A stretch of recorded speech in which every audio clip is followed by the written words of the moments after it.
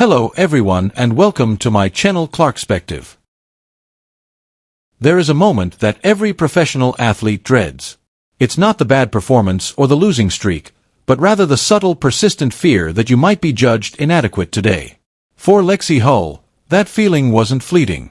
Neither the week nor the time frame were challenging. It occurred every night for 2 years. And nobody outside that Indiana Fever locker room realized how terrible it truly was. Her narrative stands out from all the others that have come out of the WNBA's most turbulent, intriguing, and explosive era because of this. Because while everyone else saw Caitlin Clark smash records and sell out stadiums throughout the country, Lexie Hull was quietly going through one of the most incredible personal transformations in women's basketball history. From a man on the verge of losing everything to one of the most legitimately compelling personalities in the league. When she finally decided to talk candidly about what that experience was like from the inside out, folks were taken aback by what she disclosed. If you appreciate this content, consider giving this video a like and subscribing to the channel. Believe it or not, more than 80% of viewers haven't subscribed yet. It's free and only takes a second, but it means the world to us. So, did you subscribe already? Great. Thank you so much for your support. Now, back to the video. But before any of that made sense, you had to understand just where Lexie Hull came from. The 2022 WNBA draft seemed like a dream on paper. Alumnus of Stanford, national champion, 3 All-Pac, 12 honors, 6th overall pick, and winner of the Elite 90 award for the highest level of academic and athletic achievement. Teams build around Lexie Hull's talent in every measurable manner. The kind of applicant whose credentials are so immaculate they practically shine. The draft night cameras did not record what she was entering. The Indiana Fever were a bad basketball team in 2022. They were among the worst clubs in the league by most measures. A culture that has been struggling to establish itself for years, losing seasons, and missing out on the playoffs. For a rookie player trying to establish herself in a professional league, there might not be a more challenging environment than one where the team surrounding you was also fighting for survival. Every time you perform, it seems like an audition. Every lost chance seems like evidence. Every change has the ability to affect your future. Hull averaged less than 5 points each game in her first 2 seasons. Read that again for a moment. Please consider liking this video and subscribing to the channel if you enjoy the content. It may surprise you to learn that almost 83% of viewers have not yet subscribed. Even though it only takes a second and is free, it means the world to us. Have you already subscribed? Fantastic! I sincerely appreciate your help. Let's return to the video now. A Stanford basketball player who had won a national championship and was selected in the top 10 of the draft was averaging fewer than 5 points per game. In her second season, she was still unable to consistently score more than 4 or 6 points, although playing more than 20 minutes every night. The numbers weren't only gloomy. These individuals were the ones who ended careers before they really got underway. But just a part of the picture was given by the figures. No one outside that building could see what was happening within Lexie Hull's head. Athletes rarely talk candidly about fear. Professional sports have a rigorous culture that discourages that kind of sensitivity, especially for athletes who are still trying to fit in.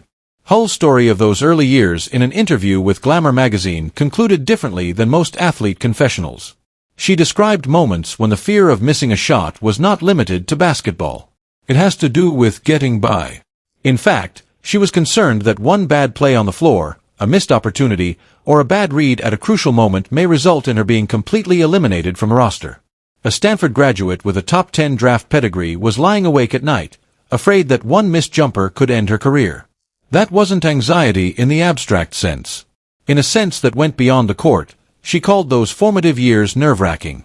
That was the real psychological burden of being a member of a losing team with no safety net and no room for error. Losing cultures has a specific effect on a player's emotional state.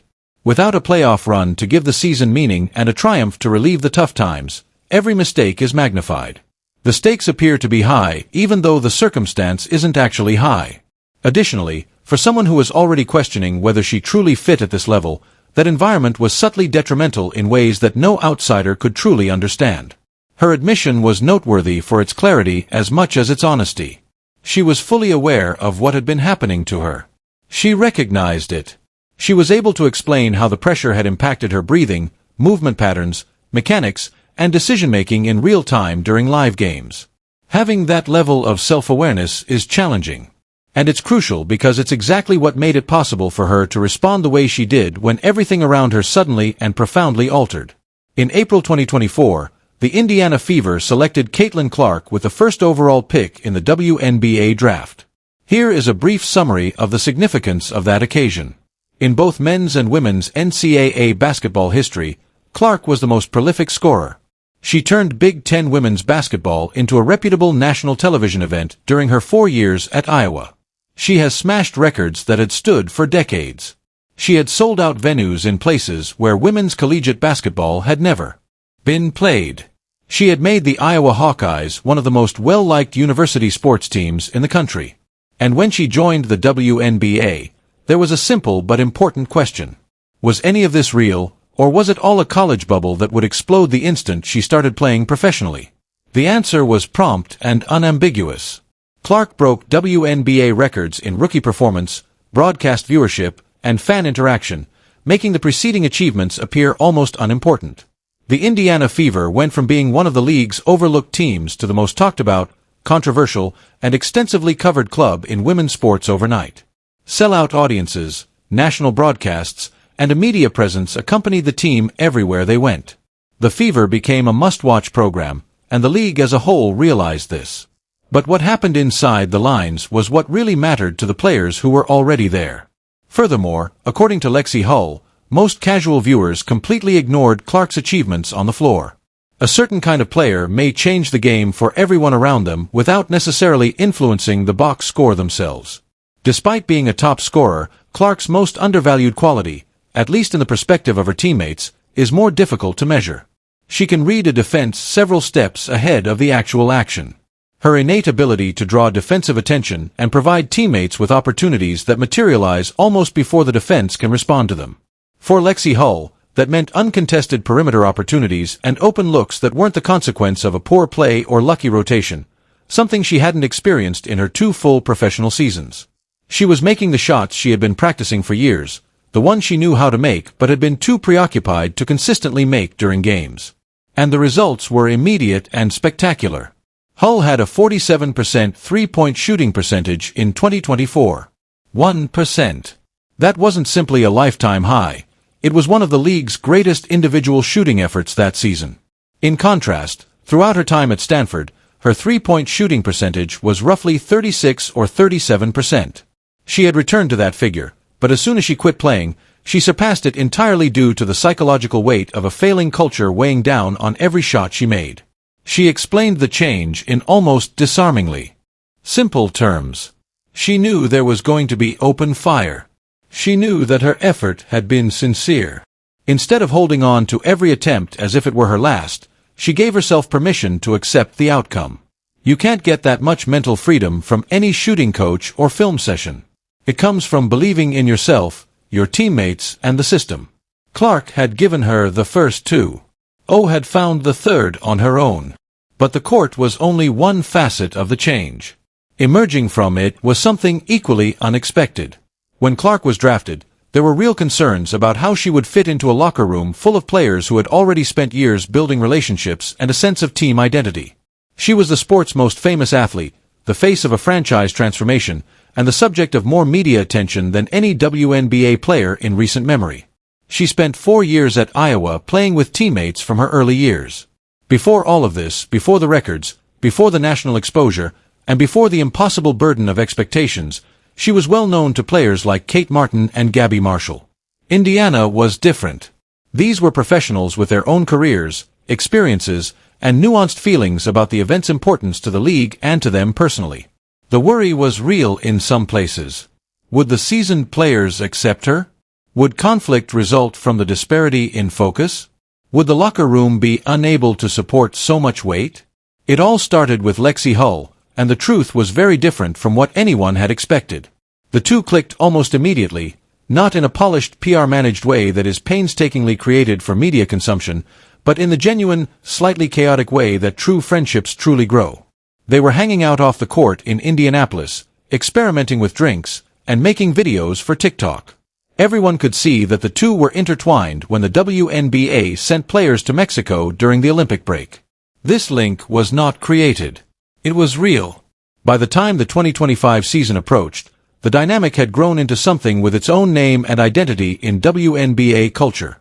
Following Sophie Cunningham's off-season trade to Indiana, Clark, Hull, and Cunningham began calling themselves the Tracelocks. The trio became one of the most entertaining and charming presences in the league. They caddied together during an LPGA Pro-Am. They were always making fun of each other on social media. Hull said to People magazine, Clark could need more sun exposure, turning a set of photos from the Heat Media Day into one of the league's most amusing off-season moments in years. In a way that only works when both people are completely at ease with one another, Hull even posted a picture to Instagram with the caption, "We are so back," mocking Clark's famous pale skin. When the cameras aren't adequately controlled, it's the kind of friendship that gives viewers something rare in professional sports, a genuine look into the athletes' true selves. Then Hull confirmed what many had already surmised. Interviewers were told that Clark will be present at her wedding. That wasn't a joke. In April 2025, Will Matson, a former baseball player from Stanford who was selected in the 6th round of the 1919 MLB draft before retiring from the game due to a series of illnesses, and Hull became engaged. Matson relocated to Indianapolis to be with Hull once she was picked. Stanford was where the two had first met. He gave up baseball, focused his life on her, and now he was at the center of one of the most important moments in her life. Caitlin Clark was supposed to be there as well. It's not a story for public relations. That one is real. However, while all of this was happening, Hull was quietly preparing to say something that would cut through every positive article and well-placed Instagram photo. She was getting ready to be honest in a way that other players in her circumstances would have utterly avoided. The 2025 WNBA season was anticipated with much anticipation. Clark was the most significant rookie in league history at the conclusion of her rookie campaign. Additionally, Hull had stated that there was no doubting the difference in her heading into year 2. There was a seriousness to Clark's presence that had never existed before. A clarity and concentration that demonstrated to all around her that she had completed her adjustment and was ready to assume leadership. It was evident that Clark had come ready to do business, Hull informed reporters before to the start of the season. It was felt by everyone in the immediate area. Through the first 7 games of 2025, Hull was by far the team's greatest player. She was leading the whole WNBA with a three-point shooting percentage of above 55%. On average, she was scoring more than 10 points every game. The Fever looked like a team that had progressed, a cohesive team with real championship potential. Then the injuries started. First, Clark's quad, then her growth, and lastly a soft tissue issue that rendered her temporarily comatose. By July 15th, she had suffered 4 different physical setbacks in just a few months. This one happened during a game for the Connecticut Sun. The picture from that evening was one of the best of the season. Giving it her all, Clark rose from the ground and sat on the seat with a towel over her face. Her forehead rested against the basket's framework. She seemed to be exerting every ounce of might to maintain her composure. Beside her, Lexie Hull was just sitting there silently. Hull then talked about that period of time with a transparency that was clearly deliberate. She said that Clark was frustrated in a way that only happens when your body doesn't cooperate with the demands of your head and work ethic. The physical deterioration was not due to a lack of effort. Stuff was despite an amount of stuff that was almost superhuman. Hull understood the importance of that difference. The Fever persisted and made it to the WNBA semifinals, even though Clark was absent for long stretches of time. They took the eventual winner Las Vegas Aces to a Game 5 that needed overtime before Indiana's odyssey came to an end. Hull's contribution to the run was not particularly noteworthy. She had to defend the opposing team's top perimeter scorer every night. She was making the kind of two-way plays that kept games close when everything else was going wrong, while being the player her team needed rather than the player the cameras were most interested in. She was bearing the emotional weight of seeing her closest teammate suffer through one of the most difficult periods in her career. All of that was preparing for a moment that Hull had clearly been thinking about for a while. In October 2025, Hull was included in Glamour magazine's Women of the Year story alongside some of the biggest names in sports and entertainment. It was a significant recognition for a player who had subtly become one of the league's most respected presences over the preceding 2 seasons. Most respondents expected the interview to be the kind of pleasant, professional, and athlete-friendly content that those attributes usually produce. A brief history, some seasonal observations, and maybe a quote on growth and camaraderie. In actuality, a quite different thing happened. On that stage, Hull said things that most athletes in her position would never say in public. She directly named the envy. She claimed that because of the Indiana Fever's media exposure, the cameras, the sponsorship deals, the national broadcasts, and the complete transformation of the team's image, there was real hostility from other areas in the league. She made it clear that fans and media commentators weren't the only ones who were envious of the Fever's change as a result of Caitlin Clark's presence. Other locker rooms were the source of it. Then she went on. She asserted that the Fever had heard it firsthand, not by hearsay or speculation. In the locker rooms, they had overheard players and opposing teams publicly declaring that they could not let Indiana to win. That there was nothing meaningful about the bullseye on the Fever's backs. It was deliberate and literal, and the contestants were saying it out loud. Think about what that means practically. Every Indiana Fever game is viewed by opponents as having an impact on the playoffs. Every game versus Clark and her teammates is more intense than usual during the regular season. The referees are closely examined each time Indiana takes the court. Every call, no call, and contact moment is recorded, analyzed, debated, and used as ammo by people who have most likely never watched a professional basketball game. And each player on the Fever roster plays in such environment every night of the season. Lexie Hull had been living there for 2 years at the time of the interview. She had seen it personally, in real time, from the inside of the most watched team in women's sports. She had noticed it in opponents' floor-based body language. She had been informed about it by others who were playing against her. Moreover, when she decided to talk about it, she did not do so as a grievance, a complaint, or an appeal for mercy. She responded to being the target by saying, "Fine. Use it. If the extra motivation other teams feel when they play Indiana makes them come in harder and more prepared, then good. Everyone deserves to face the best version of their opponents." The Fever think they get that every night, and Hull's attitude was basically, bring it. It was to treat it as a prerequisite for competing at the level she had selected. That is not a minor issue. That is a very uncommon trait in professional sportsmen, particularly those who have every reason to be resentful of their surroundings. It was the most candid statement made by anyone associated with the Indiana Fever about the true consequences of being a part of Caitlin Clark's world, and it gained traction because it came from a credible source. The image that appears when you take a step back and consider Lexie Hull's entire life story is one that is worth pondering for a while. As a truly talented player on a slowly collapsing team, she entered the professional ranks. She battled for a roster position for 2 years, averaging numbers that didn't match her skill level and enduring a psychological climate that was gradually eroding the confidence she had come with. She was afraid. Almost no one outside those confines realized how bad things had gotten for her. Then the greatest disruptive force in women's basketball history entered the building and simultaneously altered every aspect. The culture of the team changed. The profile of the franchise skyrocketed. Hull's own game was released from its mental captivity.